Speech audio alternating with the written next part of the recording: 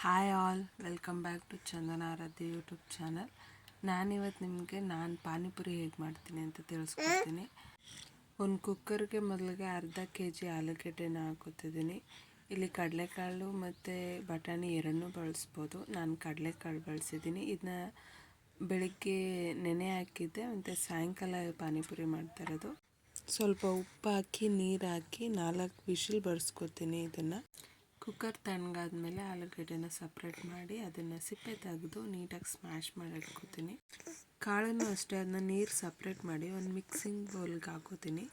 ಅದಕ್ಕೆ ಕ್ಯಾರೆಟ್ ತುರಿ ಮತ್ತು ಸಣ್ಣಗೆ ಹಚ್ಚಿರೋ ಈರುಳ್ಳಿನ ಹಾಕ್ಕೊಂಡು ಇಲ್ಲಿ ಸ್ಮ್ಯಾಶ್ ಮಾಡಿ ಇಟ್ಕೊಂಡಿರೋಂತಹ ಆಲೂಗಡ್ಡೆನೂ ಹಾಕಿ ಉಪ್ಪು ಬೇಕಿದ್ರೆ ಅಲ್ಲೊಂದು ಸ್ವಲ್ಪ ನೋಡಿಕೊಂಡು ಒಂದು ಸ್ವಲ್ಪ ಕೊತ್ತಂಬರಿ ಸೊಪ್ಪು ಹಾಕ್ಕೊಂಡು ಮಿಕ್ಸ್ ಮಾಡಿ ಇಟ್ಕೋತೀನಿ.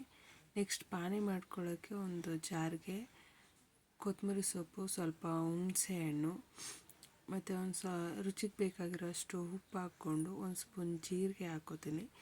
ನೆಕ್ಸ್ಟ್ ಒಂದು ಸ್ಪೂನ್ ಕಾಳು ಮೆಣಸು. ಈ ಮೆಣಸಿಕಾಯಿನ ಒಂದು ಸ್ವಲ್ಪ ತವದಲ್ಲಿ ಸುಟ್ಕೊಂಡು ಹಾಕ್ಕೊಂಡ್ರೆ ಪಾನಿಪುರಿ ಟೇಸ್ಟ್ ತುಂಬ ಚೆನ್ನಾಗಿ ಬರುತ್ತೆ. ಒಂದು ಸಲ ಟ್ರೈ ಮಾಡಿ. ಒಂದು 4 ಮೆಣಸಿಕಾಯಿ ಖಾರಕ್ಕೆ ಎಷ್ಟು ಬೇಕೋ ಅಷ್ಟು ಹಾಕ್ಕೋತೀನಿ. 1 ಇಂಚ್ ಶುಂಠಿ ಹಾಕ್ಕೊಂಡಿದ್ದೀನಿ. ಒಂದು 7ರಿಂದ 8 ಬೆಳ್ಳುಳ್ಳಿ ಹಾಕ್ಕೊಂಡು ಅದು ನೀಟಾಗಿ ಪೇಸ್ಟ್ ಮಾಡ್ಕೋತೀನಿ. ಒಂದು ಪಾತ್ರೆಯಲ್ಲಿ ಒಂದು ಸ್ವಲ್ಪ ನೀರು ಹಾಕಿ ಹುಣಸೆಹಣ್ಣು ಕಲಸಿಟ್ಕೊಂಡು ಮಾಡಿರೋ ಪಾನಿ ಪೇಸ್ಟ್ನ ಅದು ಹಾಕಿ ಒಂದು ಸ್ವಲ್ಪ ಉಪ್ಪು ಹಾಕಿ ನಿಂಬೆಹಣ್ಣು ಹಾಕಿ ನೀಟಾಗಿ ಮಿಕ್ಸ್ ಮಾಡಿದ್ರೆ ಪಾನಿ ರೆಡಿ ಆಗುತ್ತೆ. ಈ ರೀತಿ ರೆಡಿ ಪಾನಿಪುರಿ ಎಲ್ಲ ಅಂಗಡಿಲೂ ಸಿಗುತ್ತೆ. ಇದನ್ನು ಕಾದಿರೋ ಎಣ್ಣೆಗೆ ಹಾಕಿದ್ರೆ ತುಂಬ ಚೆನ್ನಾಗಿ ಪುರಿ ಆಗುತ್ತೆ. ತುಂಬ ಬೇಗನೂ ಕೂಡ ಆಗುತ್ತೆ. ಹಂಗಾಗಿ ಇದನ್ನು ಒಂದು ಸಲ ಟ್ರೈ ಮಾಡಿ ನೋಡಿ.